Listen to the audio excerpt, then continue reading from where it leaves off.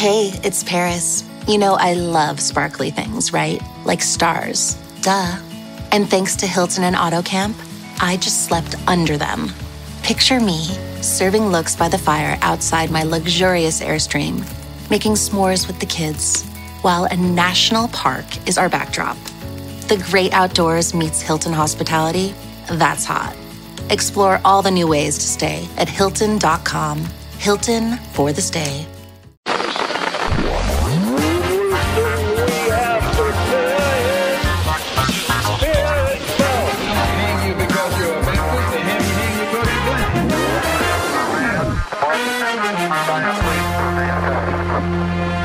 Você está ouvindo o História FM. Falsificações históricas. Se você acha que isso começou com a internet, você tá muito enganado. E esse é o tema de hoje do História FM. Eu sou Iclis Rodrigues e para falar sobre esse assunto eu convidei Tupá Guerra, que mais uma vez está aqui conosco, e eu vou passar a palavra para ela se apresentar para vocês, caso você cometa o pecado de não saber quem ela é. Então, Tupá, seja muito bem-vinda. Fica à vontade para se apresentar pro pessoal. A gente já tá puxando pecado assim tão cedo no podcast. Oi, gente.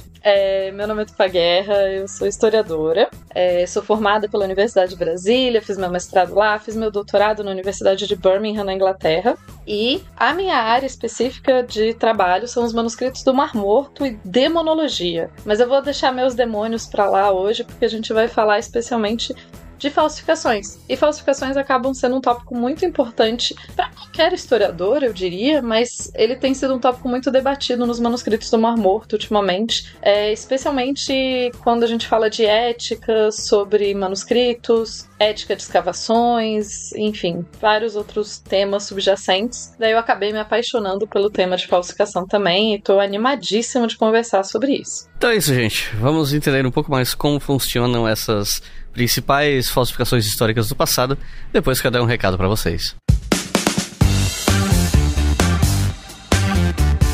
Quando a gente fala de falsificação histórica, a gente pensa em documentos falsificados e em pesquisas que distorcem a história por fins políticos, ideológicos ou o que quer que seja, certo?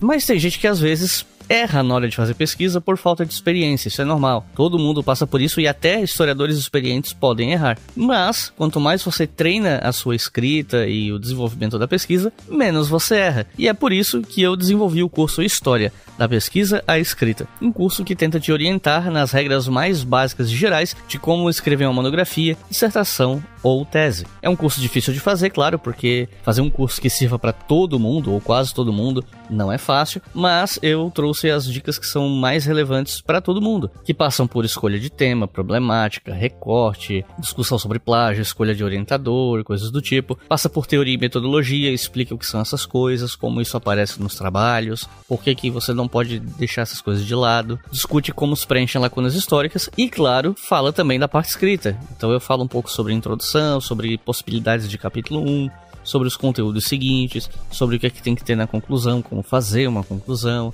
elementos pós-textuais e coisas do tipo. Então é um curso que, para todo mundo que está fazendo história, será extremamente útil, especialmente vocês que já estão se encaminhando para pensar em como escrever um TCC, mas até para quem está do começo também, tá? Você pode aplicar muitas dessas lições em pesquisas que você fizer durante a graduação, seja numa iniciação científica, seja um artigo que você tem que escrever para uma disciplina, coisa do tipo, ou até para uma revista. Então, muito do que está ali vai te ajudar bastante. E você pode acessar esse curso pelo link que está na descrição, pagando apenas R$ 49,90 pelo curso todo. Não é mensalidade. Esse é o valor cheio do curso, que tem acesso vitalício. Você assiste a hora que você quiser e quantas vezes você quiser. Enquanto a plataforma que o Wi-Fi existir, o curso vai estar lá para você, beleza? Então, link está aqui na descrição. E se você apoia o nosso trabalho em apoia.se/obrigahistoria com R$10 por mês ou mais, você pode entrar em contato comigo pelo chat do Apoia e pedir um desconto de 30% para esse ou qualquer outro dos meus cursos. Mas essa não é a única recompensa que a gente tem lá. Você tem o seu nome lido aqui a partir de R$2 por mês, você tem acesso aos spoilers também do que vem pela frente, do que eu tô trabalhando no programa. Com R$5 por mês você ouve os episódios com antecedência. Com R$10 por mês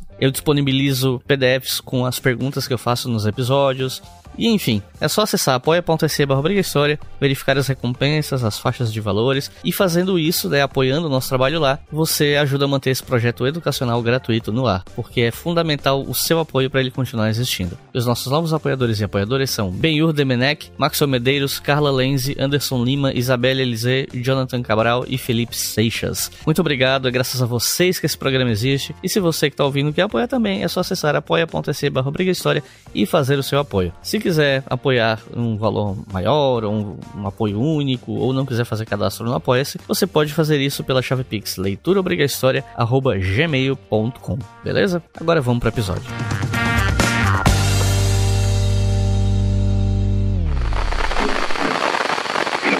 The Museum of the Bible says 5 of its Dead Sea Scrolls are fake and will no longer be displayed. German-based scholars tested the fragments and found inconsistencies with ancient origin.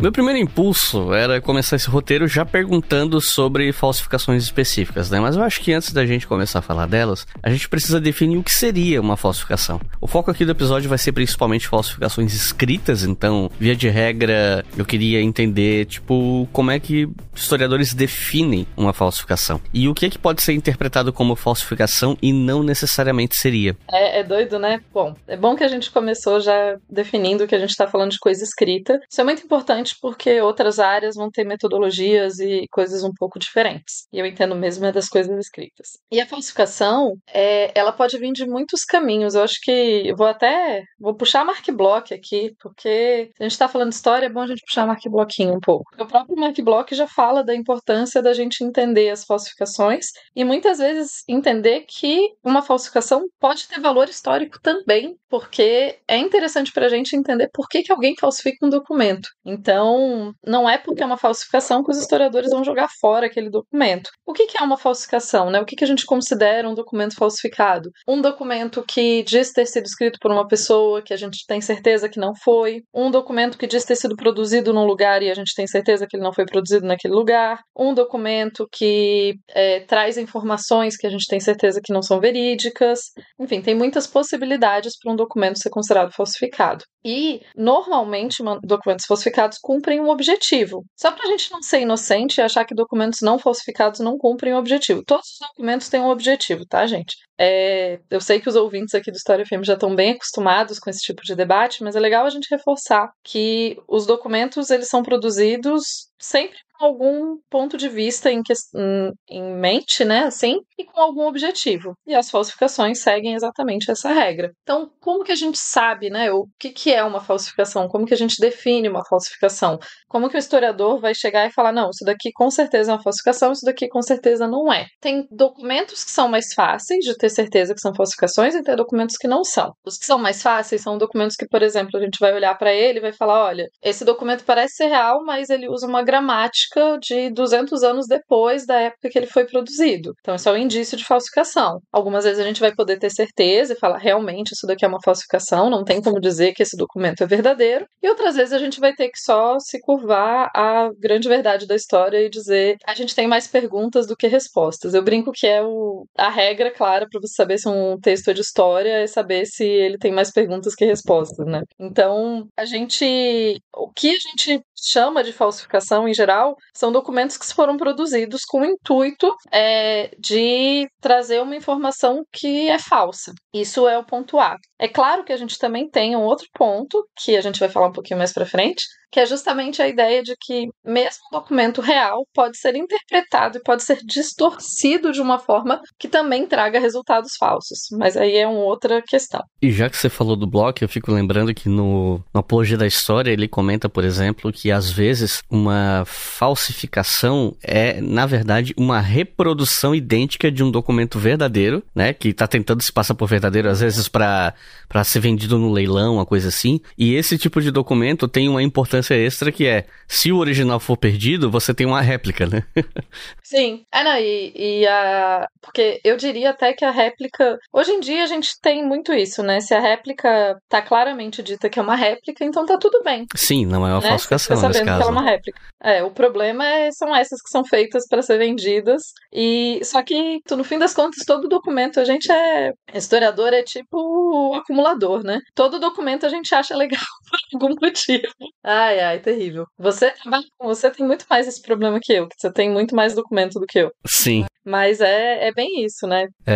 Mais ou menos. Quando eu tava trabalhando na pesquisa da história dos 50 anos da UFSC para um livro comemorativo, que eu fui no arquivo da UFSC, eu tava procurando alguma coisa que fosse relevante para a história que eu queria contar, e eu só achava a licitação de calçada, né? Então, assim, nem sempre é tão legal, mas ok. Lembro eu trabalhando no TCU, e daí eu tava pesquisando sobre a importância do TCU para a formação do SUS. Daí você vai ler licitação, vai ler coisa, tipo, caraca, gente, por que o passado não nos obedece e faz exatamente o que a gente quer, né? É absurdo isso. Exatamente. E me diz uma coisa, como é que normalmente se descobre que um documento escrito é falso ou não? Como, né? Como a gente sabe disso?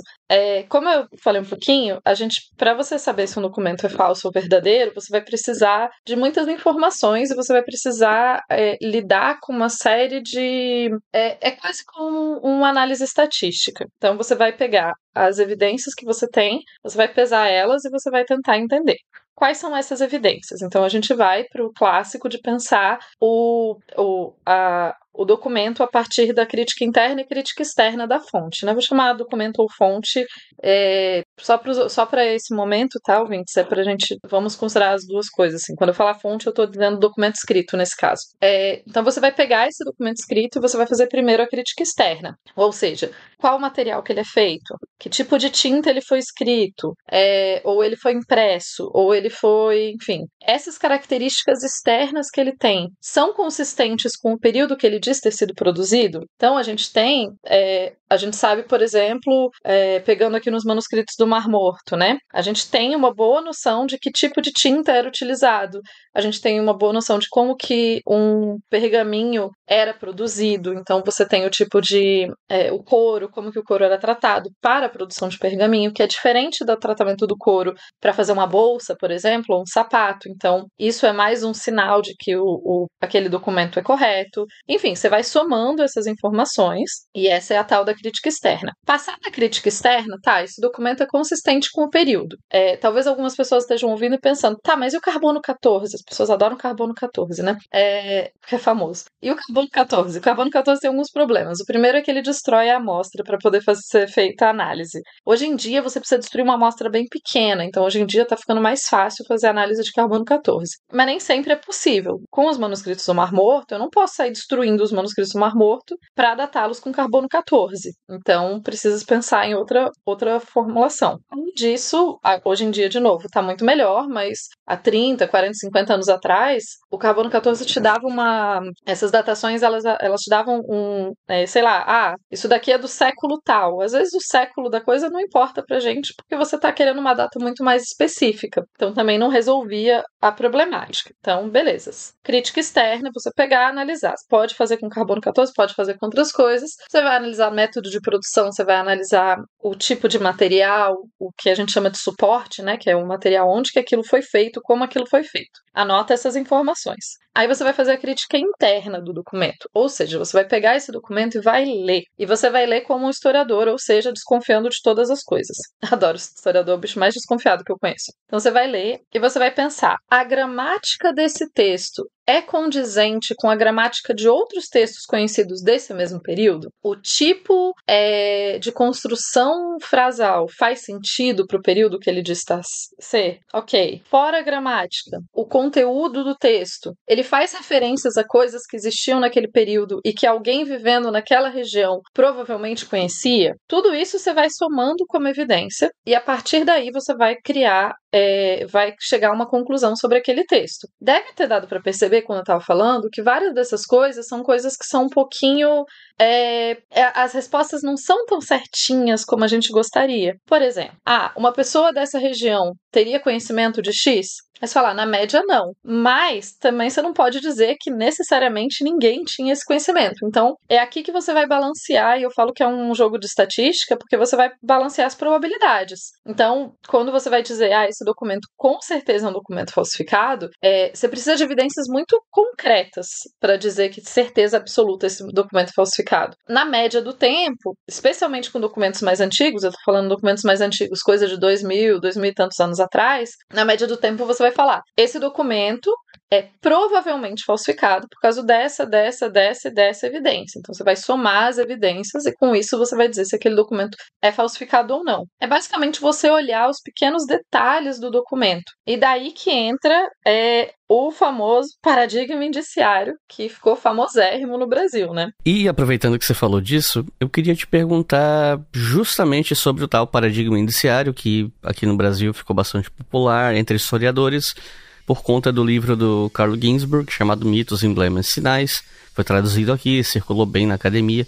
Eu acho até que está esgotado, se eu não me engano. Mas enfim, você pode explicar para a galera que está ouvindo o que é esse tal paradigma indiciário e o que isso tem a ver com a investigação de falsificações?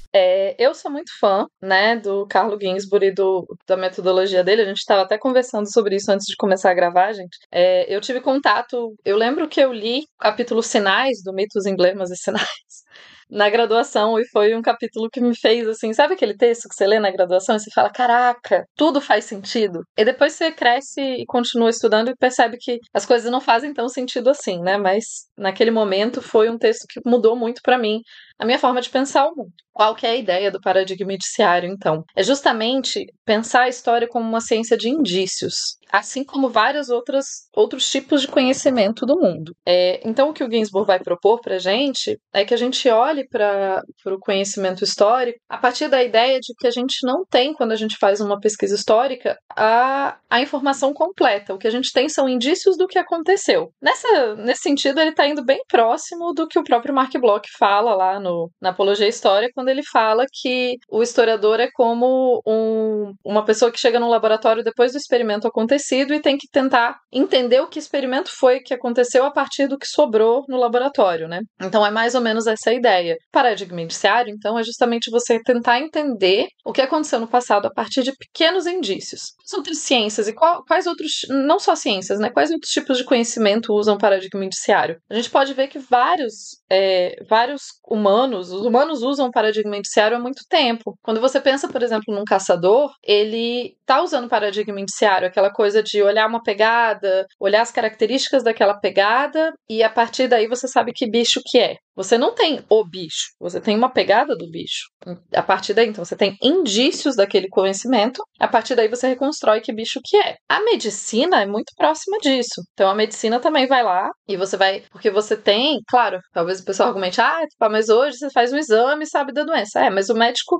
Você não chega no médico, ou pelo menos não deveria, chegar no médico e ele faz todos os exames. E daí, eventualmente, um deles dá o que você tem, né? O que você vai ter quando você chega no médico, ele vai ouvir os seus sintomas, a partir do que ele ouve dos seus sintomas, ele vai criar uma gama de possibilidades e daí ele vai testar essas possibilidades com exames e etc. O que ele está fazendo é justamente isso, ele está olhando através dos indícios das doenças que você tem, ou os indícios que você tem e o que eles apontam de doença. A ideia do que o Ginzburg fala do paradigma indiciário é justamente isso, é você olhar os indícios para tentar pensar no conhecimento como um todo. E essa ideia, ela aparece muito na forma que, por exemplo, os livros do Sherlock Holmes são construídos. Lembrando que o Conan Doyle, o Sir Arthur Conan Doyle, que escreveu Sherlock Holmes, ele era um médico, né? Então, ele estava muito familiar com essa ideia de olhar pequenas dicas e, a partir daí, montar uma pintura mais completa. E essa ideia também,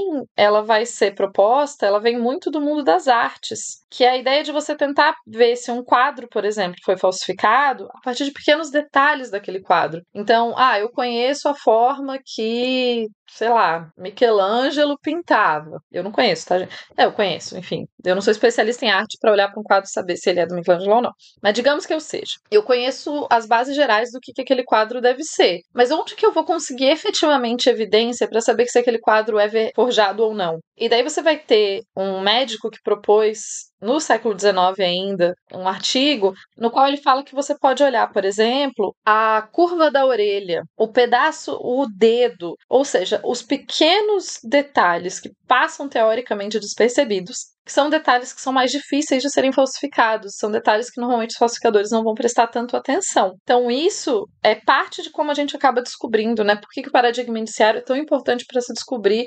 falsificações e para a gente entender se um documento é real ou não. É justamente a partir do paradigma indiciário, ou pelo menos é uma das formas, de você olhar para textos e tentar descobrir se aquele texto é real ou não, a partir de tudo aquilo que eu falei antes, de você analisar a letra, analisar a forma que a letra é escrita. A gente não percebe isso muito no nosso dia a dia, ainda mais hoje, quanto mais as pessoas estão escrevendo em computador, etc., menos você percebe. A forma que a gente escreve as nossas letras no dia a dia, ela está relacionada com a nossa geração. E por quê? Porque a gente aprende na escola, a metodologia de ensino tende a ser relativamente similar entre as escolas no mesmo país, então nós temos uma letra relativamente parecida. E com isso a gente consegue também analisar o período de um texto. Então, são milhares de pequenos pontos que você vai somando. Eu acho isso o máximo, eu acho uma delícia poder estudar isso, porque, enfim, primeiro porque me faz me sentir uma detetive. E pra mim, história tem muito a ver com ser detetive.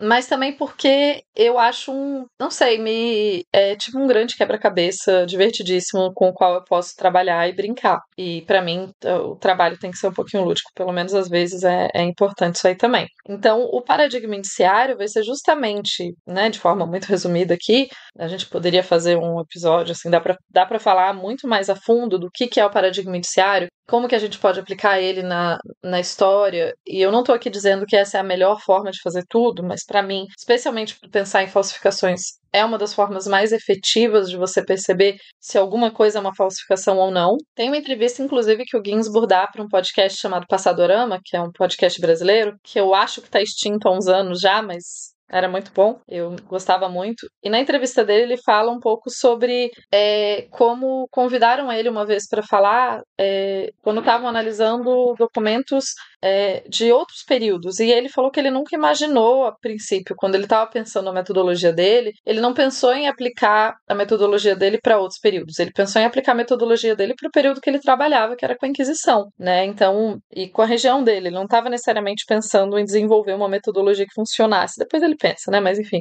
Então, e ele fala que ele acredita que existe uma coisa importante, inclusive quando a gente pensa em fake news e quando a gente pensa em, usei fake news como esse termo da moda agora, mas quando a gente pensa em informação no mundo contemporâneo, ainda mais agora com IA e etc., ele fala que o paradigma indiciário ajuda a gente a ter uma base de pensamento que facilita com que a gente filtre as informações do dia a dia mesmo. E eu concordo, assim. Aí ele defende que a gente deveria ensinar história e paradigma indiciário nas escolas como uma forma dos alunos ficarem mais preparados, não só os alunos, né, mas a sociedade ficar mais preparada para lidar com a mentira em geral. Aí eu tô indo um pouquinho longe, né? Eu acho que deu para pegar bem a ideia do que é o paradigma indiciário. Pra gente começar a falar de falsificações em si, eu acho que a gente poderia pensar em falsificações de textos religiosos. Até porque você trabalha com textos antigos que têm relação com religião e tal, e eu imagino que você esteja mais versada sobre esse tipo de documentação, né? Ou pensando aqui as falsificações desse tipo de documentação. E aí eu queria te perguntar, assim, de um ponto de vista da antiguidade, quais as falsificações você acha que são mais dignas de nota nessa seara? Isso aí, realmente, em termos de textos de religião e textos desses vão ser os textos que eu vou conhecer melhor mesmo. E eu vou começar com os manuscritos do Mar Morto, rapidinho. Tem uma falsificação recente que foi descoberta dos manuscritos do Mar Morto. 9 manuscritos que estavam no Museu da Bíblia nos Estados Unidos foram considerados falsos. Isso foi um estudo muito interessante que foi feito, e essa falsificação ficou bem famosa dentro do meu meio, o que significa que, né, ficou famosa com uma porcentagem minúscula de pessoas. O que aconteceu? Como que eles descobriram essa falsificação, né? O Museu da Bíblia é um museu que, eu vou ser simpática, ele tem acusações de práticas pouco boas, não, pouco éticas, né? Acho que esse é um jeito que eu posso colocar. Então, o Museu da Bíblia já foi condenado mais de uma vez por exemplo, tráfico de artefatos. Okay. O Museu da Bíblia tinha 9 manuscritos que ele dizia serem manuscritos do Mar Morto. E daí, esses manuscritos, eles vêm de uma leva, a maior parte dos manuscritos do Mar Morto foi descoberto nos anos final dos anos 40 e anos 50. Esses manuscritos que estão no Museu da Bíblia são manuscritos que começaram a surgir no mercado de antiguidades a partir dos anos 2000. O que primeiro deixou todo mundo meio achando estranho, né? Porque como assim? Novos manuscritos? Da onde vêm esses manuscritos? A gente sabe que existem manuscritos do Mamoto que estão em coleções privadas, assim. Deve ter alguma coisa que ninguém conhece ainda. Mas esses daí levantaram, assim, a desconfiança de todo mundo. Eles ficaram lá no museu um bom tempo, ninguém, né? Muita gente questionava, mas não tinha muita prova. E o museu permitiu que fossem feitos estudos em cima desses manuscritos. E lembra que eu falei da ideia da crítica interna e crítica externa. A crítica interna desses manuscritos não era muito...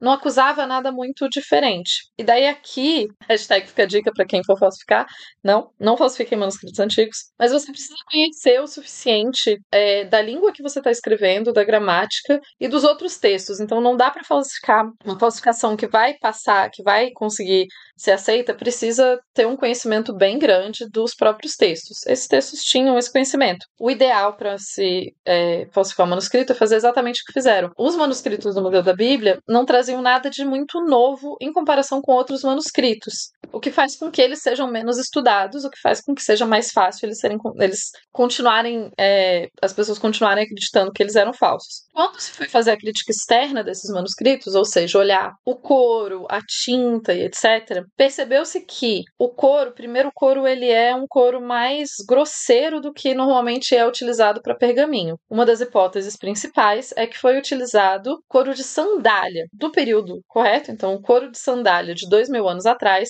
que foi desviado de alguma escavação arqueológica, foi laminado e a partir daí foi escrito o manuscrito em cima. Então, se você fizer um teste de carbono 14 nesse couro, você vai ter correto, o período vai estar correto. Só que o manuscrito ainda assim é falsificado. Uma das coisas que mostrou, então, primeiro, a preparação do couro errada, e depois, quando você coloca o manuscrito no microscópio, dá para perceber que a tinta passa por cima de sujeira no couro. E um manuscrito que tivesse sido escrito na época, as pessoas não iam deixar o pergaminho sujar e depois escrever em cima de um pergaminho sujo, entende? Então, aquele manuscrito, a partir dessas análises, foi visto. Então, foram 9 manuscritos que foram oficialmente considerados falsos. O próprio museu reconheceu que os manuscritos que eles tinham eram falsos. Esse é um caso interessante. Outro caso interessante, e esse é um pouco mais complicado, é a história da esposa de Jesus, do Evangelho da esposa de Jesus. Você já ouviu falar nesse caso?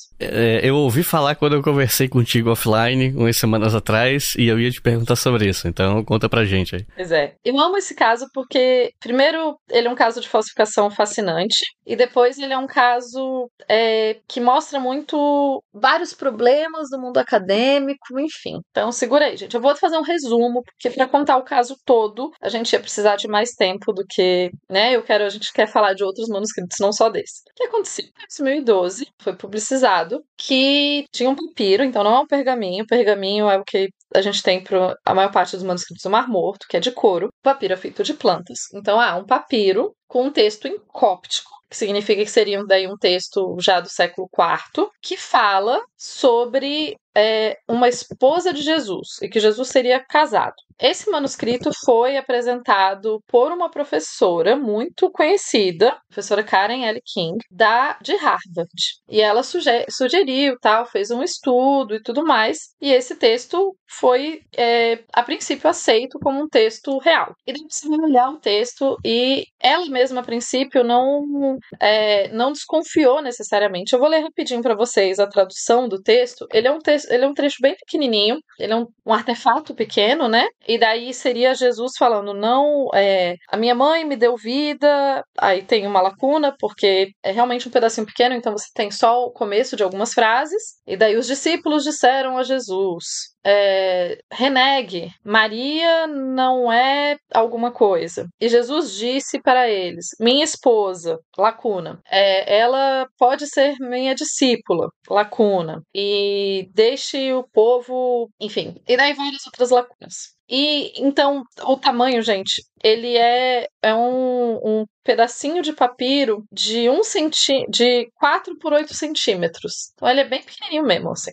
Lembra que eu falei que se você quiser um documento falso que tem uma vida maior, você idealmente não vai fazer um texto que tenha alguma coisa que chame muita atenção. Nesse caso, chama muito atenção porque ele é um texto que fala sobre a esposa de Jesus. Seria Jesus falando minha esposa. A pesquisadora que recebeu ele primeiro, ela olhou esse texto, ela recebeu um e-mail, olhou esse texto e a princípio esse texto ficou lá. Só que essa história, teve um repórter que achou essa história estranha. E a resposta inicial de outros pesquisadores foi tipo, não sei e tal.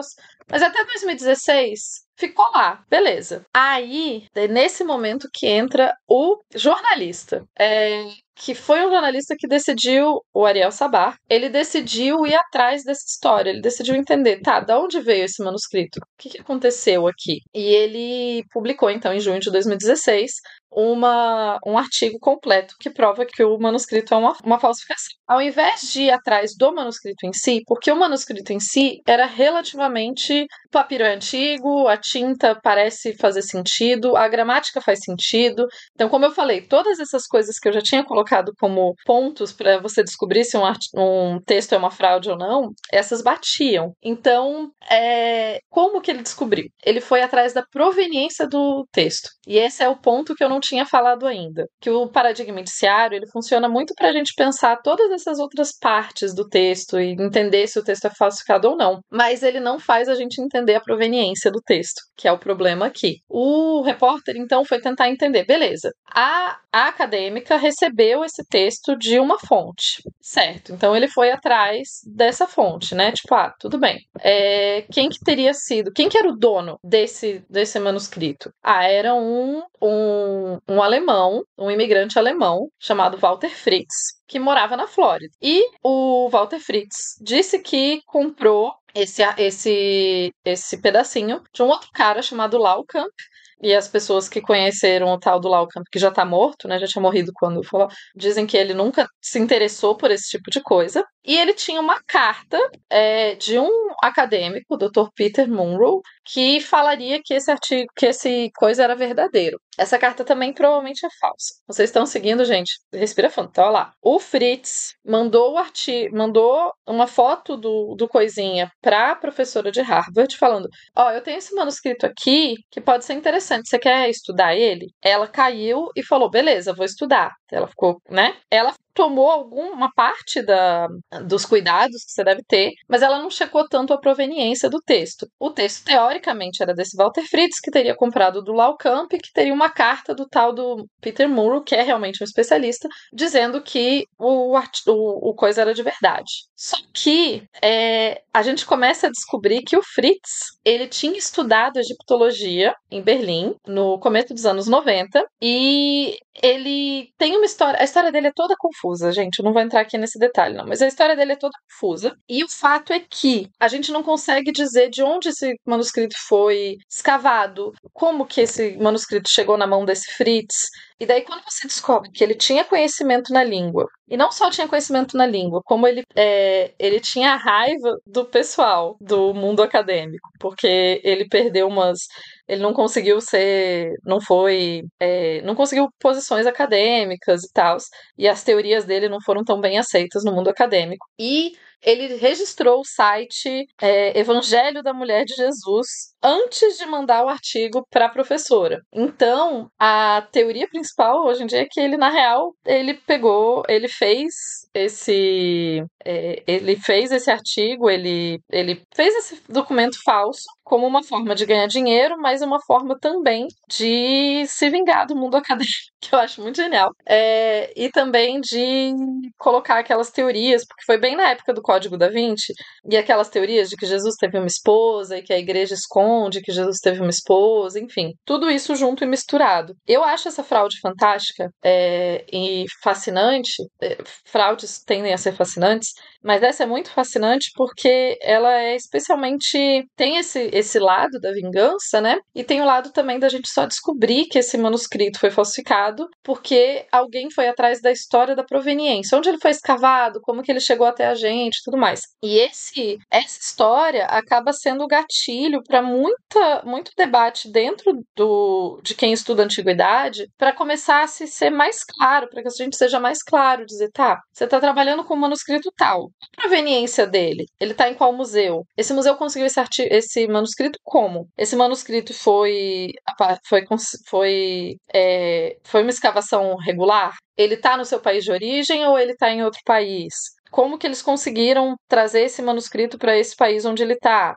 Quem escavou? Ah, não, ele não foi escavado, ele faz parte de uma coleção particular, privada. Tá, onde que essa pessoa comprou esse manuscrito? Porque não se enganem, gente, tem muito. Todo dia tem manuscrito falso aparecendo. Inclusive, a história dos manuscritos do Mar Morto é totalmente perpassada por fraude e por pessoas.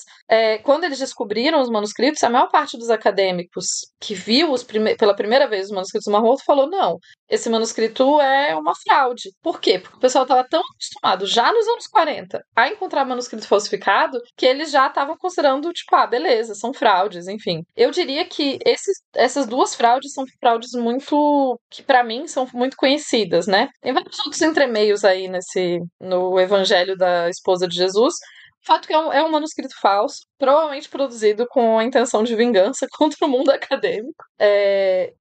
Mas você tem várias outras histórias, inclusive histórias da própria antiguidade, né? Porque a gente tô falando aqui, falei de fraudes contemporâneas, mas no passado já existiam fraudes de manuscritos. Já que a gente está falando de falsificação histórica, eu queria falar rapidinho de uma falsidade que me incomoda, que é aquela história de algodão premium, que você paga mais caro achando que ela não vai ser tão quente, que não vai desbotar, mas na prática não muda muita coisa de uma camiseta de algodão comum. E como eu já falei muitas vezes aqui, para escapar do calor e ainda ganhar vários outros benefícios como demorar a pegar cheiro ruim na roupa, toque mais macio, roupa não desbotar e outras vantagens, o canal é usar as roupas da Insider, em especial as Tech T-shirts, que são o carro-chefe da marca e que depois que eu comecei a usar eu nunca mais quis comprar camisetas de outros tecidos. E o melhor de tudo, com o meu cupom, tudo fica ainda mais barato com 15% de desconto. Tem dois jeitos de usufruir do cupom. Ou você entra na Insider pelo link que está na descrição desse episódio, que aí o cupom já é aplicado automaticamente, ou se você entrar por outro link, você usa o cupom HistóriaFM, tudo junto, na hora de fechar a compra, e o desconto de 15% será aplicado. Então corre lá, porque depois de comprar Insider, você não quer voltar atrás. Uma falsificação que sempre me fascinou desde que eu ouvi falar sobre ela, eu acho que foi lá para 2009 ou até antes, foi a doação de Constantino. Eu já fiz uma pergunta sobre ela no episódio sobre Igreja Medieval, só que como o tema desse episódio é falsificação histórica, eu acho que eu não posso deixar de lado uma que é tão relevante assim, se é que é tão relevante assim, e aí eu entro na minha pergunta, né? O que foi a doação de Constantino e se você acha que ela foi mesmo muito impactante ou se a gente superestima o impacto dela? Bom, eu vou dizer que uma parte eu não vou poder te responder, que uma parte a gente precisaria de um medievalista. Mas, o que foi a doação de Constantino, né? Eu falei que existem documentos falsificados já em outros períodos? Existem. A doação de Constantino é um exemplo. Primeiro que a gente não tem o documento original, a gente tem uma cópia que foi feita no século IX. Ou talvez essa cópia seja o documento original? Vou deixar aqui, fica essa dúvida. O fato é que, teoricamente, é um édito que teria sido escrito por Constantino I, que viveu em 306 a 337, e que está anunciando concessões de poder para a Igreja de Roma. É isso. E daí esse documento ele teria sido utilizado durante a Idade Média para justificar o poder temporal dos pontífices romanos. Aqui eu achando as tangentes, né, gente? Uma tangente importante da gente pensar quando a gente pensa em igreja medieval, e daí o Leandro Rust, por exemplo, é uma pessoa que vai saber falar isso infinitamente melhor que eu, mas quando a gente pensa em igreja medieval, a gente tem que entender que a Igreja de Roma não era necessariamente a mais poderosa durante a Idade Média. Primeiro que a Idade Média são 1000 anos. Depois que você tem muitos debates e muitas brigas aí. Então, tem um momento que de Constantino I dizendo, não, é a Igreja de Roma que tem poder, poderia ser uma forma de ajudar a Igreja a justificar o seu poder. Ok. Só que sabe que esse documento é falso. Tem um filólogo italiano, Lorenzo Valla, que em 1440 teria sido a primeira pessoa a estudar e provar que esse documento era um documento falso. Ele faz isso a partir de argumentos, lembra que eu falei para vocês, de argumentos, né, da crítica interna, crítica externa e tal. Ele faz isso a partir de crítica interna, ou seja, a crítica dele é justamente a filologia e o uso das palavras do texto. Então ele vai dizer que o estudo filológico do texto diz que ele não pode ser datado do século IV. O texto provavelmente é um texto do século VIII. E ele vai dizer, não, olha, gente, esse texto é falso, ele diz ser um texto do século IV, mas ele está escrito em linguagem do século VIII. Então, né, 400 anos aí de diferença. Outras pessoas também vão falar sobre a falsidade desse texto. Acontece que o texto já era questionado na própria Idade Média, assim. Existe uma alusão, talvez, a esse texto em 778, pelo Papa Adriano I, que é o pai do Pepino Breve. Gente, Pepino Breve é meu nome favorito de monarca medieval. Acho muito engraçado. Desculpem a quinta série, mas é que eu não consigo. Eu nunca saí da quinta série, então tá liberado. Né?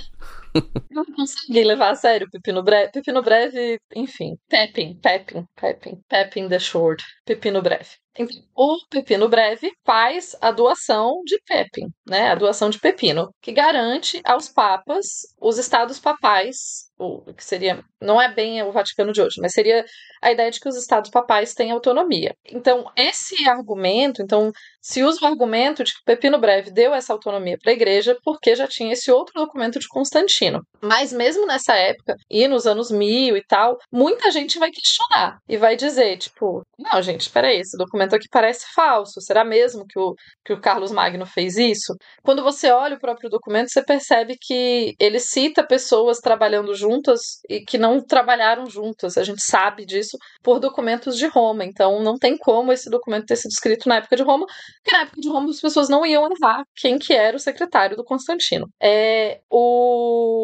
Esse documento, ele também questiona, né, porque qual que é a treta? Por que esse documento entra nessa treta? Porque ele contradiz, em Bizâncio, você teria a ideia de que a autoridade foi transferida para Constantinopla, como a nova Roma. E se Constantino fez um documento transferindo o poder para a nova Roma, por que ele tem feito também um documento transferindo parte do poder para uma galera de cá? Parece muito mais servir aos interesses do pessoal de Roma para manter uma parte desse poder do que necessariamente algo que Constantino faria. O fato é que a gente sabe que muita gente acreditou nesse documento. A gente tem certeza disso porque, por exemplo, o Leão IX, perdão, agora a gente está em tempo de leões, né? Então o Papa Leão IX, ele escreve uma carta em 1054 citando uma parte desse texto, acreditando que era genuíno. Então, esse texto ele faz parte do debate da cisão entre a Igreja do Oriente e do Ocidente. E eu tô falando tudo isso, mas ao mesmo tempo, e daí por isso que eu não vou conseguir responder a sua pergunta de será que esse documento realmente foi tão importante ou será que ele faz mais parte de um debate interno da igreja que acabou não sendo tão fundamental para os eventos? Eu não vou saber te responder isso, porque eu precisaria estudar muito mais o que eu já estudei sobre esse assunto. Mas o interessante é que esse documento ele gera desconfiança e eventualmente ele vai ser reestudado, vai ser... O próprio Papa Pio II, lá em 1453, vai dizer, olha, esse documento é uma farsa, foi Carlos Magno que deu o poder para a igreja e não Constantino. Então, se o poder da igreja vem de Carlos Magno, significa que é bem posterior. E isso tudo entra nesse debate de igreja e Estado, poder da igreja dentro daquela região. E daí a gente entra em política eclesiástica medieval, que, de novo, não é minha área especialmente, mas é fascinante pensar, né, porque eu acho que essa é uma das ilusões que as pessoas têm às vezes, do tipo, fake news é uma coisa de agora, fake news não é uma coisa de agora. Documentos falsos existem há muito tempo, você tem, esses documentos eles vão normalmente servir para algum tipo de debate, você vai usar eles para provar A ou B. Eles existem há muito tempo, eles continuam existindo, não é a tecnologia que vai criar o documento falso e não é a tecnologia que vai impedir que documentos falsos existam, né? E por isso que muitas vezes a gente vai precisar, não adianta só olhar o documento em si para ter certeza se ele é falso ou não. Você tem que olhar caso a caso, que para mim é o exemplo perfeito do Evangelho da Esposa de Jesus, que é como ele funciona ali. É só quando você investiga a história do texto que você consegue entender, não só o texto em si, né? Mas a gente tem muitas falsificações legais e famosas, né? E bom, aqui eu vou dar um salto temporal para te perguntar sobre uma das falsificações mais famosas do que a gente chama de história contemporânea, que é o livro chamado Os Protocolos dos Sábios de Sião. O que é essa falsificação exatamente? Por que ela ficou tão famosa? Falando que agora a gente está entrando no seu território, né? Esse texto é um texto antissemita, mas é um texto muito famoso e é um texto que vive reaparecendo. Enfim, vamos lá. O Protocolo do Sábio de Sião é um texto que seria um projeto de conspiração de uma reunião que teria acontecido entre os judeus e maçons para planejar a dominação mundial. É muito, enfim. A história desse texto, né? Teoricamente ele é uma ata, então ele é escrito em formato de ata e teria sido redigido num congresso secreto em Basileia, no ano de 1898. Você teria judeus e maçons se reunindo ali e eles iam debater e formar planos de como dominar ouro, pedras preciosas e a própria sociedade. Várias pessoas, desde muito cedo, vão dizer, gente, esse texto aí é falso, viu?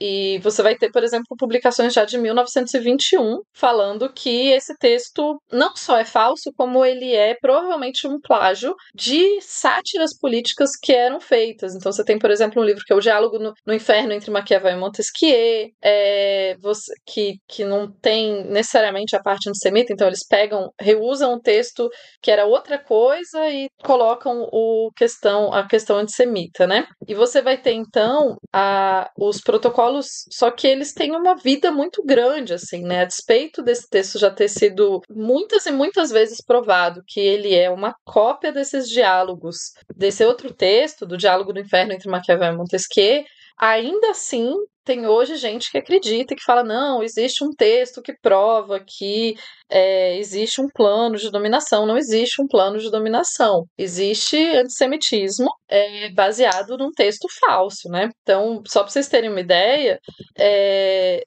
eles fala que, por exemplo, aqui, ó, no texto de Montesquieu, Diálogos, página 207, ele fala assim: agora eu entendo a figura do deus Vishnu. Você tem uma centena de braços, como o ídolo indiano, e cada um dos seus dedos toca uma engrenagem. Está no texto dos Diálogos. No texto dos protocolos fala assim: nosso governo será semelhante ao deus hindu Vishnu. Cada uma de nossas 100 mãos irá segurar uma engrenagem da máquina social do Estado. Então dá para ver muito como a estrutura de um dos textos foi copiada do outro, né?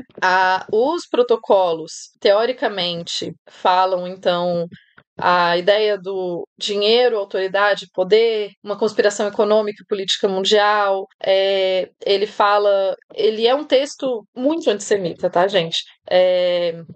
Ele traz muito essa ideia de, tipo, que os judeus seriam um povo arrogante, corrupto, que está controlando por trás dos panos a ideia da sociedade, e a gente sabe que esse texto vai influenciar, sim, vai ser utilizado como base de propaganda no nazismo, e vai, inclusive, ser utilizado para um documento do Brasil, que a gente vai deixar para falar daqui a pouco, né? De fato, a gente vai falar do caso de um caso brasileiro famoso, mas antes de chegar nele, eu queria te perguntar sobre uma que circula nas redes sociais de vez em quando, que é o tal Decálogo de Lenin. Você pode explicar pra gente o que é isso? Posso explicar um pouquinho sobre a ideia do Decálogo de Lenin.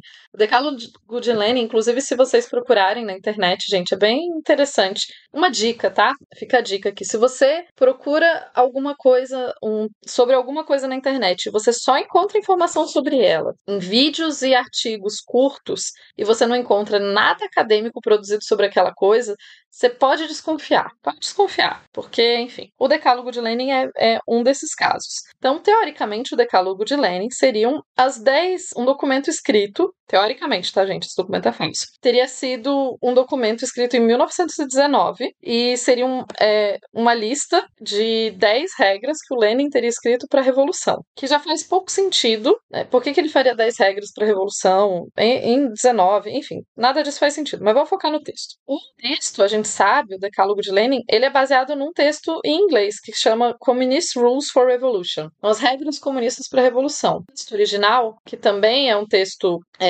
também é uma falsificação, né? O texto original, às vezes ele aparece como sendo produzido por Lenin, às vezes não. E ele é um texto que vai correr muito nos meios conservadores, desde que ele aparece pela primeira vez, assim. Então, você tem artigos já do New York Times, por exemplo, nos anos 70, dizendo, gente, esse texto aqui é falso. Só que esse texto ele era impresso em panfletos e distribuído em manifestações de conservadores nos Estados Unidos e em outros lugares, e continua aparecendo, né? Se jogar Decálogo de Lenin, você vai encontrar. E seriam as regras para corromper os jovens.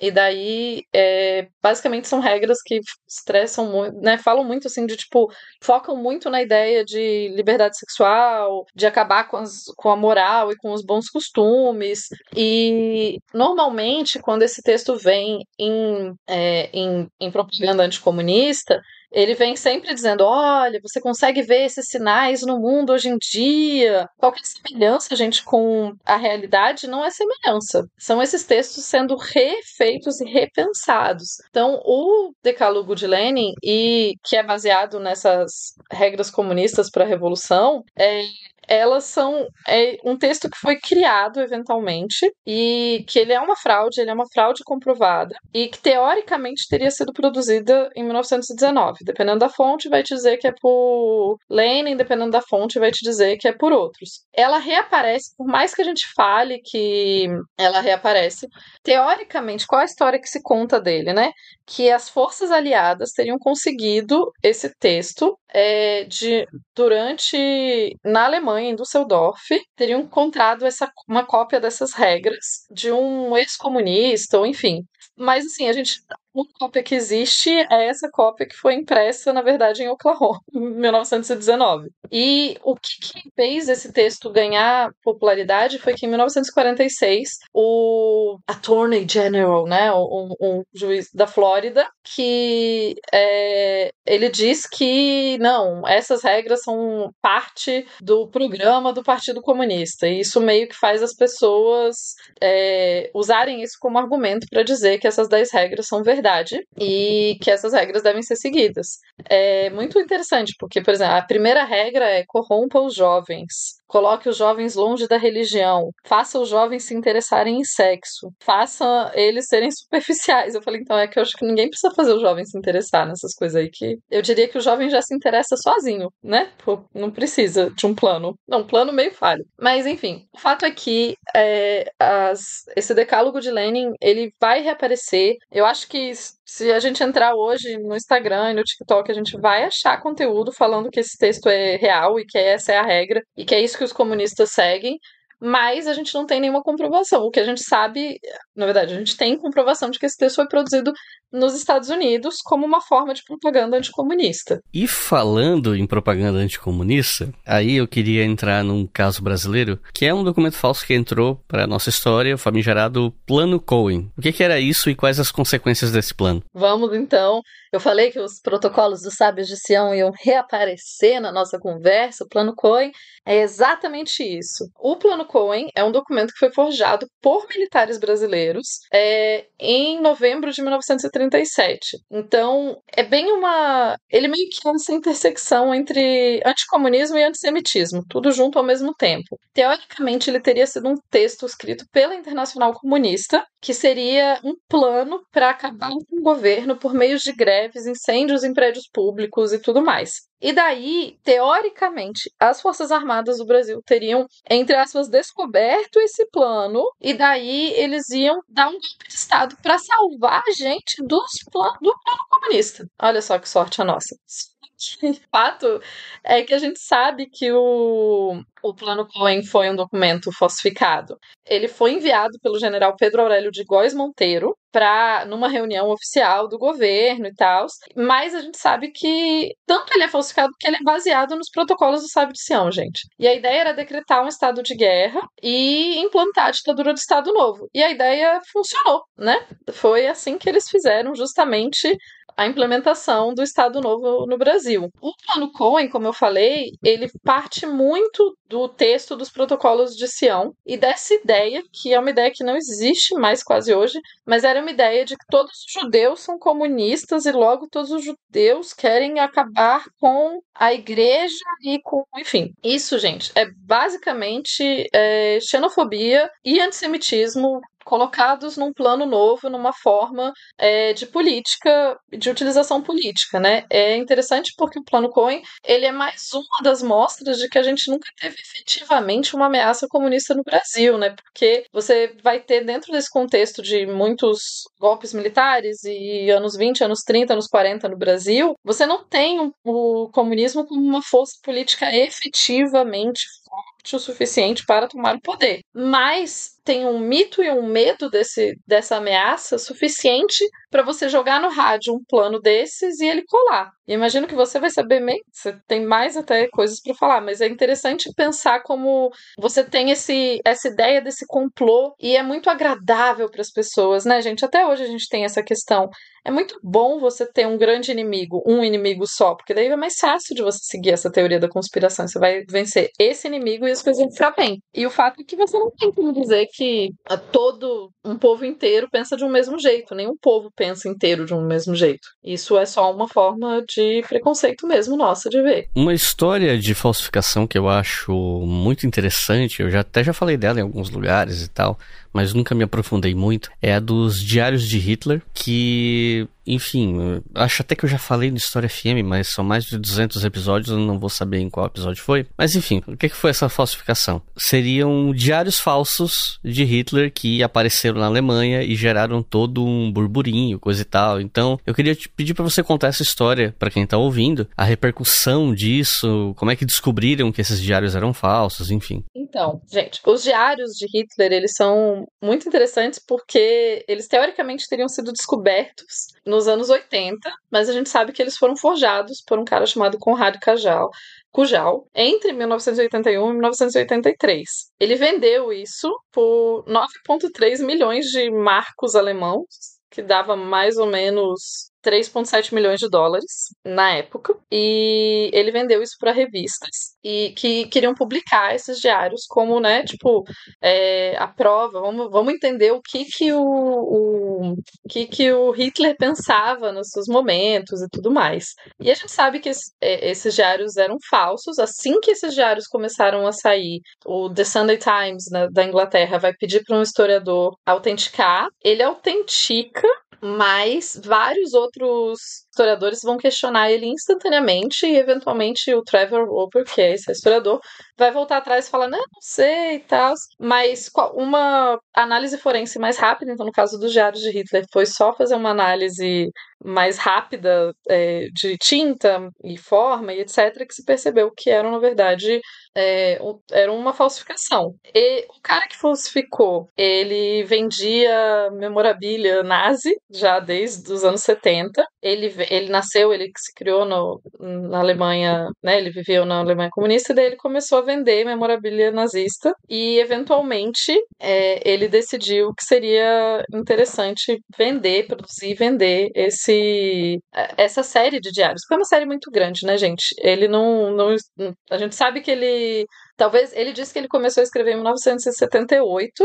Primeiro, ele praticou muito a escrita, que é essa escrita germânica gótica, que são umas letras bem mais caprichadas. E ele foi escrevendo, né? Ele foi ali tentando criar. E ele, claro que ele usou muita pesquisa histórica para tentar fazer a falsificação para ser cada vez mais, para ela ter uma credibilidade, assim. O fato é que ele foi descoberto, ele foi julgado, ele foi preso por falsificação. Ele ficou preso até 1987. ele abriu uma galeria quando ele foi solto, gente. Ele abriu uma galeria em Stuttgart e vendia quadros do Salvador Dalí e do Miró falsificados. Por quê? Porque ele era um falsificador de arte também. Então, né, ele tinha mais outras produções na vida dele, assim. É muito interessante porque a pesquisa que ele faz para produzir esse texto é uma pesquisa relativamente bem feita, assim, né? Ele faz uma pesquisa mais completa para conseguir escrever esse texto de uma forma que seja um pouquinho convincente. E claro que todo mundo, na hora, ficou doido para entender, né, que história que era essa, como que isso tinha acontecido. Ele já tinha forjado antes pinturas de Hitler, já tinha forjado notas escritas à mão pelo Hitler, então tudo isso ele basicamente estava usando a obsessão dos nazistas por memorabilia e vendia, ele fazia memorabilia nazista falsa e vendia. E ele teve a ajuda de um outro cara chamado Heidmann, que também participou do projeto, mas ainda assim, gente, é porque essas coisas contemporâneas tenho menos detalhes, mas é bem interessante porque você vai ter mais uma prova de que as falsificações, se você tipo, querer comprar essas coisas, você vai ter gente interessada em fazer essas falsificações e vender para as pessoas. Muitas vezes as falsificações, né, por que as pessoas falsificam documentos? Normalmente porque essa falsificação vai trazer alguma vantagem para ela. Seja uma vantagem de dinheiro, porque você vai vender essa falsificação muito bem, seja uma vantagem política, porque você, como é o caso da falsificação do Constantino, todo documento, seja falsificado ou não, tem um objetivo de ser produzido. E daí você tem que pensar, por isso que quando a gente vai pensar em falsificações historiográficas, a gente vai estudar a história, a gente vai pensar em qual a fonte que você vai usar, o que você vai estudar, você tem que considerar esses elementos, você tem que considerar, esse documento foi escrito por quem, para quê, por quê, qual era o objetivo desse texto, esse texto pode ser falsificado? Eu acho que muitas vezes é até mais fascinante você estudar a falsificação e por que ela foi falsificada do que um texto não falsificado, né? Hoje, inclusive, né, você tá pensando aqui, a gente tá aqui conversando quantas falsificações a gente falou, todas elas fascinantes, todas elas interessantes pra gente pensar a história e pra gente entender muito mais a história daquele período, do período que a falsificação foi feita, não necessariamente a história do período de quando a falsificação se diz ter sido feita, se é que isso faz algum sentido pra vocês. A gente vai falar de religião. Olha só, um documento datado de 1500 anos atrás, que acaba de ser traduzido em Londres, afirma que Jesus Cristo se casou com Maria Madalena e teve 2 filhos com ela.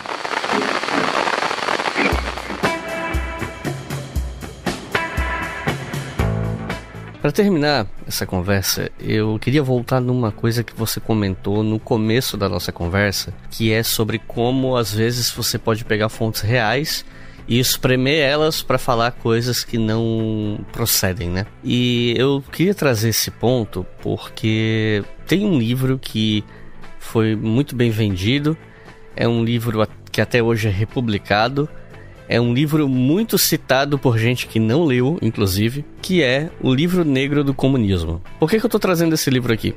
Porque o Stéphane Courtois, que é o principal organizador desse livro, ele forçou a barra e pressionou os autores do livro para tentar chegar o mais perto possível do número de 100 milhões de mortos por culpa do comunismo, que era o dado que ele queria chegar, né? A ponto de 2 autores do livro, inclusive, renegarem a obra quando ela saiu e mandar a real, que o Stéphane Courtois era desonesto, que se você vai fazer a contabilidade de número de mortos por conta de algum regime, você não tem que ter o número na cabeça antes, você tem que ver o que as evidências falam para chegar num número mais exato. E aí eles reclamam que ele compara regimes muito diferentes, com filosofias muito diferentes, só porque ambos são considerados socialistas e que ele bota tudo no mesmo balaio. Enfim, fizeram várias acusações e tal. E aí eu queria pedir pra você comentar esse caso, se dá pra falar em falsificação nesse caso, apesar de eles usarem fontes reais, né? Eles não estão usando documentos falsos, mas existe ali uma falsificação nos resultados, na pesquisa, na conclusão e tal. Enfim, o que é que você gostaria de falar a respeito disso? Eu gostaria de falar muitas coisas, mas vamos focar, né? Vamos colocar em tempo aqui. Esse é um problema muito sério, na verdade, pra mim. E para mim esse problema vem muito da ideia de que a maior parte das pessoas não sabe como o trabalho historiográfico é feito. Quando você não sabe como uma coisa é feita, você acha que, como eu já ouvi mais de uma vez, não, fazer história é fácil, é só ler um negócio, né? É só ler um negócio. Só que quando você só lê um negócio, vou colocar aqui, você pode ou fazer um erro inocente e fazer uma coisa dessas a partir de um erro inocente, ou no caso desse texto, não é um erro inocente, é um erro com propósito. Então, assim como documentos são escritos com propósito, análises também são escritas com propósito. Isso é uma coisa que a gente tem que ter sempre em mente. Toda análise de um texto foi escrita e foi pensada, foi feita a partir de um propósito específico. Pode ser um propósito de trazer mais o seu ponto político, pode ser escrito porque você tem interesse em pesquisar aquela coisa. Então, né? Mas são propósitos. Você pode, quando você olha para uma fonte, vamos falar primeiro do pessoal mais inocente, que acontece com muita frequência, eu vejo muito isso na internet. As pessoas não têm o conhecimento historiográfico, não têm o conhecimento de que um texto que foi escrito em 1800, ou um texto que foi escrito há 2000 anos atrás, um texto que foi escrito em qualquer período, ele pode ser um texto satírico, ele pode ser um texto, as palavras que estão sendo utilizadas naquele texto podem estar sendo utilizadas com sentidos que você não tem o mesmo sentido hoje. Você pode estar lendo uma tradução do texto, então daí você já tem mais uma camada de interpretação que foi feita pelo tradutor, que vai modificar a forma como você pensa esse texto. Tudo isso vai sendo somado. Eu tive uma aluna, inclusive, que falou, mas professora, então fazer história é muito difícil. Eu falei, tem muito que falar disso. Mas é muito legal também.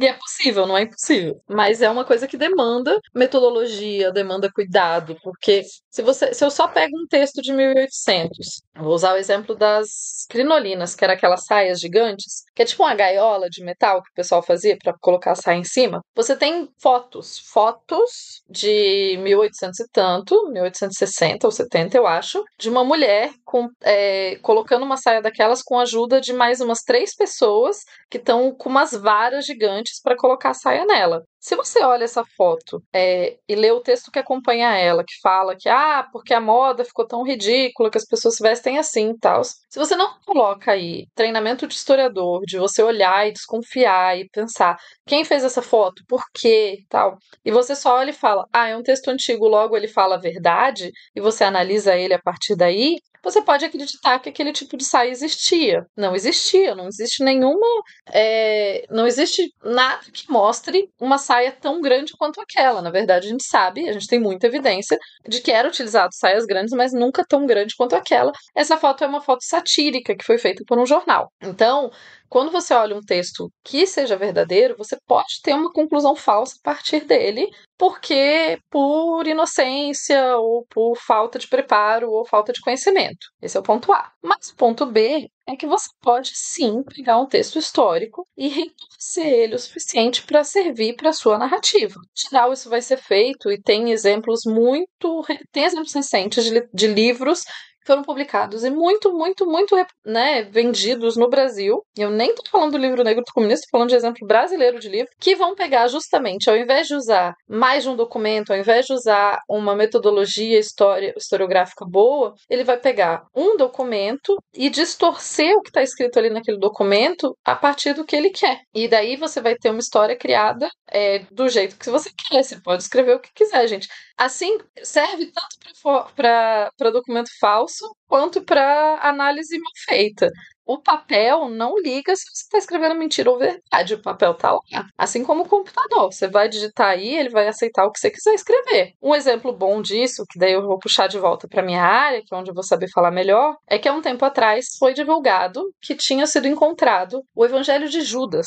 E que o Evangelho de Judas era um texto que comprovava que Judas, na verdade, era um cara legal e que Judas, na verdade, que no começo do cristianismo, as pessoas achavam que Judas tinha feito um grande serviço a Deus e por isso Judas era bem visto. Qual que é o problema disso? A gente tem textos da antiguidade que falam que existiu um Evangelho de Judas. Tem, mas a gente nunca encontrou o Evangelho de Judas. Foi encontrado um texto que fala sobre Judas. E a análise que foi feita em cima desse texto foi feita por uma pessoa que não era tão especializada na área. Essa pessoa não se comunicou com pessoas da área, então aí a gente já tem 2 problemas. E essa pessoa, então, ela vai analisar esse texto partindo do pressuposto de que esse texto é o Evangelho de Judas perdido. Então, o texto fala de daimônios daimones, que são demônios. O texto é um texto do século III, se eu não me engano. No século III, a palavra daimones necessariamente, em grego, eu falei daimones, em grego. Esse termo, daimon, em grego, no século III, ele já era utilizado necessariamente para falar de algo semelhante ao que a gente pensa em demônio, uma criatura maligna. Só que aí a pessoa que analisou o texto falou: o termo daimon era utilizado na Grécia Antiga para falar de seres que não eram nem maus nem bons. Logo, nesse texto, está falando de seres que não são nem maus nem bons. Só que ele está usando um significado da palavra que foi usado 400 anos antes e aplicando aqui, e usando isso como argumento. Não sei se ficou muito claro, mas assim, dá sim para fazer análises péssimas a partir de documentos verdadeiros. Assim como dá para fazer historiografia maravilhosa em cima de documentos falsos, desde que você esteja analisando o fato dele ser falso. É muito importante a gente falar disso, é fundamental para as pessoas pensarem sobre isso, porque não é porque um trabalho usa fontes históricas que ele é um trabalho necessariamente bem feito de história. Não é porque a pessoa cita que ela leu um artigo que ela entendeu o artigo ou que ela está reproduzindo bem o que aquele artigo falou. Eu acho que o Wycliffe já teve isso e já aconteceu comigo mais de uma vez. Eu tô lendo um texto, tem uma citação, eu vou atrás da citação e a citação tá errada. Ou então o que o outro autor falou não tem nada a ver com o que a pessoa tá falando no texto dela. Quando eu tava escrevendo o meu livro sobre o dia D, teve um livro que foi muito importante pra mim, mas eu encontrei 2 erros no livro, assim. Não é nem que a citação estava errada, mas é que assim, ele falava, se eu não me engano, ele falou que o primeiro presidente dos Estados Unidos a visitar a Normandia em alguma cerimônia para dia D e tal foi o Ronald Reagan, mas eu sabia empiricamente que o Jimmy Carter também tinha ido, só não tinha ido no aniversário do dia D, mas foi fazer um discurso que se referia ao assunto, acho que foi em janeiro de 70 e alguma coisa, e tinha um outro... Ele fez referência a um texto da revista, eu acho que era Time, não sei. E ele falou que o texto era de um fulano de tal. Aí eu fui atrás dessa edição da revista Time, de 1984, e eu descobri que ele estava atribuindo o texto ao autor errado. Então, assim, às vezes isso rola. E rola de bom, nem sempre é malicioso, a gente erra, viu, gente? Né? Historiadores erram. Nenhum dos casos ali foi malícia, deu pra sacar isso. E sei lá, por isso também, quando eu brinco que historiador é um bicho desconfiado, é pra ser desconfiado mesmo, porque historiador erra, então aí você não pode, só porque um historiador muito bom escreveu, você não pode sair repetindo sem conferir. Tem que conferir. Não é pra confiar nem em mim, é pra vocês confiarem. Às vezes não dá pra conferir, a gente torce pra que tudo esteja certo, mas quando dá pra conferir, a gente tem que dar uma olhada, né? Sim, sim. Não dá pra também conferir absolutamente cada detalhe, mas assim, o fato é pra gente não endeusar nenhum historiador só porque ele é um bom historiador, não quer dizer que ele seja infalível, não quer dizer que ele não cometa erros. Esse é um lado. Mas o outro lado, que é mais perigoso, é entender que muita gente usa documento, fonte histórica, sim, para distorcer, como é o caso que você falou do Livro Negro do Comunismo, como é o caso do Evangelho de Judas, que vai, né, porque eu acho que foi o History, algum desses canais grandes aí, ganhou muito dinheiro falando que tinha encontrado o Evangelho de Judas. Escrito pela Lady Gaga. E pior o que é muito triste é que o texto é um texto interessante, sabe? Ele é um texto que fala sobre Judas. Mas ele foi atribuído erroneamente ou ele é um texto falso? Isso já tá definido?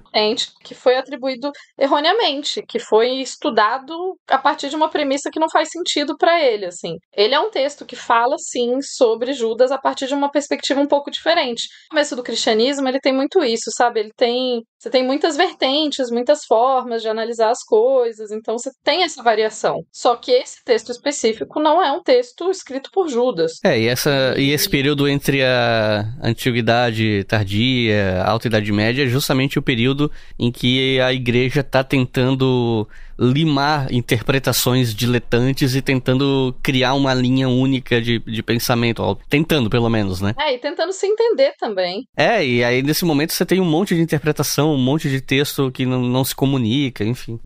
É isso, então, tipo, o texto é muito interessante, só que ele não é interessante no sentido de...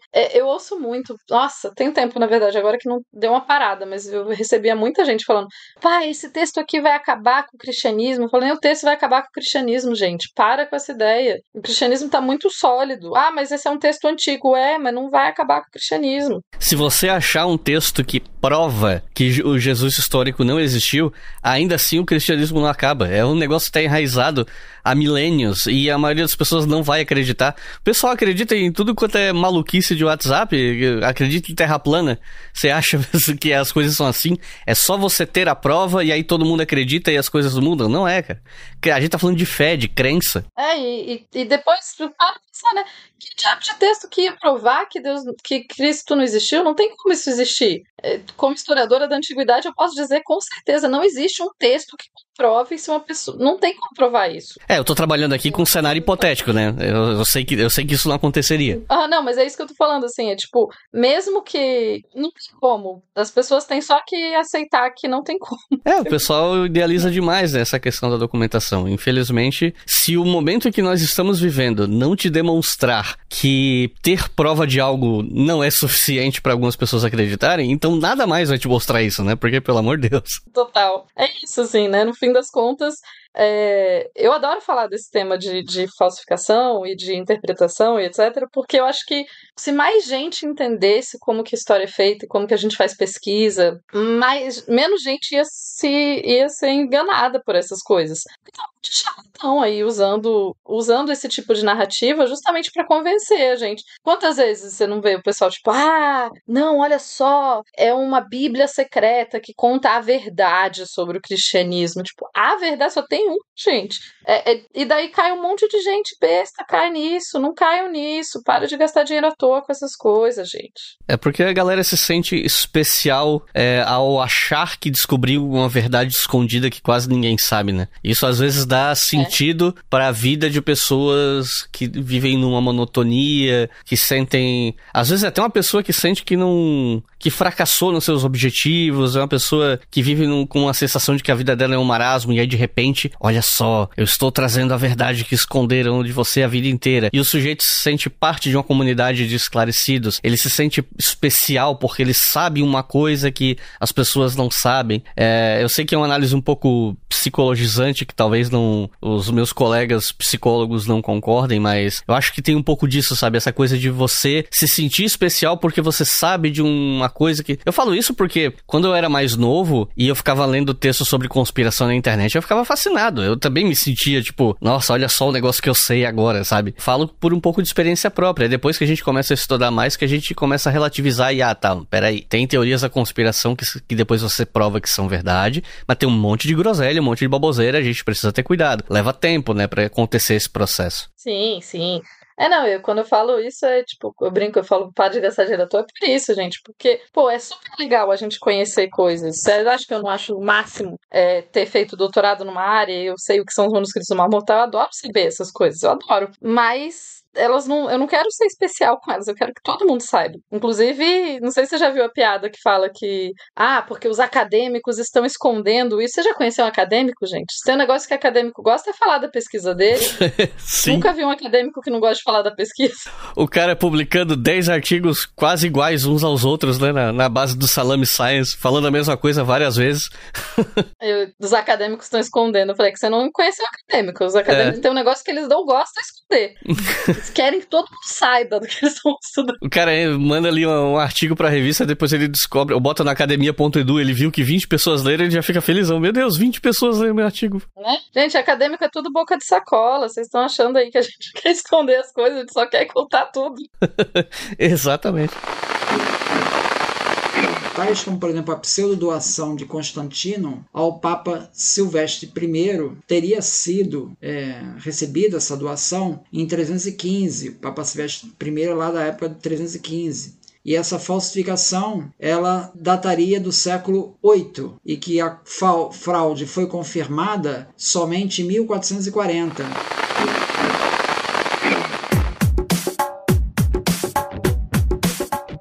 Recomendação de leitura para quem ouviu até o final, se interessou. O que você recomenda para alguém que quer pensar, se não for exatamente livros sobre falsificações famosas, mas pelo menos assim, para pensar a questão de falsificação ou de como se analisam fontes históricas, enfim. O que você recomenda? Eu recomendo Mitos, Emblemas e Sinais do Ginsburg. Ele é um pouquinho mais técnico, ele não é um livro inicial, né? Mas eu recomendo para as pessoas para justamente começar a entender um pouquinho mais o paradigma indiciário, entender por que o Sherlock Holmes e CSI e história estão todos conectados. Isso é muito importante para a vida de todo mundo. Eu recomendo para as pessoas o seu curso do Apologia à História, porque são vários temas que o próprio Mark Bloch já tocava neles, já falava deles. E recomendo vocês lerem, para quem fala inglês, ler o artigo sobre o Evangelho da Esposa de Jesus, do Ariel Sabar. Eu acho que você encontra relativamente fácil esse texto por aí. Ele é um texto bem interessante dessa investigação. Mostra pra gente muito como que é feita a investigação a partir de entender um manuscrito e como que você vai atrás do manuscrito para saber se ele é verdadeiro ou não. E aproveitando que você falou da Apologia da História do Mark Bloch, eu só queria dizer pro pessoal que tá ouvindo que na descrição aqui do episódio tem um link pro meu curso sobre o Apologia da História, tá? O curso se chama O Ofício de Historiador, custa só R$ 29,90 e nele eu resumo o livro inteiro. Então, se você que não tá querendo ler porque tá sem tempo, ou não tá querendo comprar o livro, ou alguma coisa do tipo, eu resumi o livro inteiro, expliquei com detalhes, usei exemplos até que não estão no livro, porque são exemplos de coisas que rolaram depois que o Mark Bloch faleceu, e trouxe experiências individuais também. Então, um curso bem completo. Felizmente está fazendo sucesso, já temos mais de 200 alunos. O link para compra tá aqui na descrição, beleza? E, Tupá, você tem alguma consideração final? Tenho uma consideração final rápida.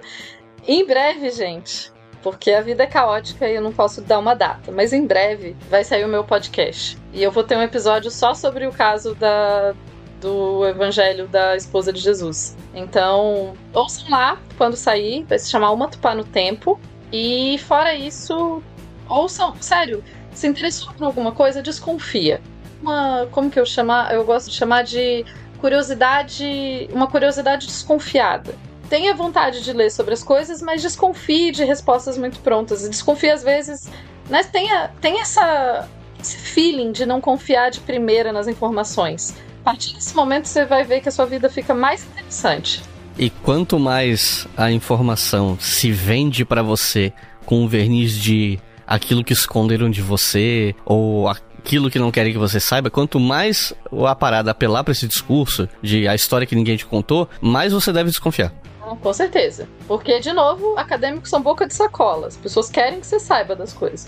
Lembra disso. Então é isso, gente. Muito obrigado por terem ouvido até o final. Não se esqueçam que o material citado agora no fim do episódio, vocês acham os nomes, né, lá no nosso site, no post desse episódio, lá em historiafm.com. Se você não pegou direito o nome ou não quer ter que ouvir o episódio de novo pra pegar nome de livro e tal, você vai lá no site que você acha, no post desse episódio. Você pode me seguir no Instagram, que agora é uma @ nova, eu mudei o nome de usuário, é @IclisRodrigues.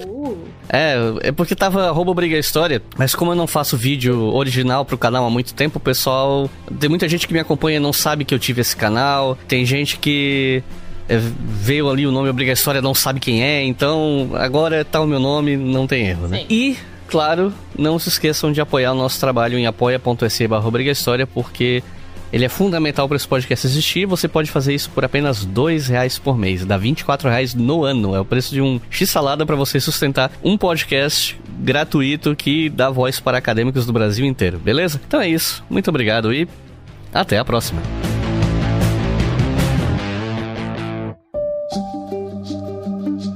O História FM é uma produção do canal Leitura Obriga História. Apresentação, Iclis Rodrigues. Edição, Samuel Gambini. Roteiro, Iclis Rodrigues. O financiamento deste programa é realizado pelos nossos colaboradores em apoia.se/Obriga História.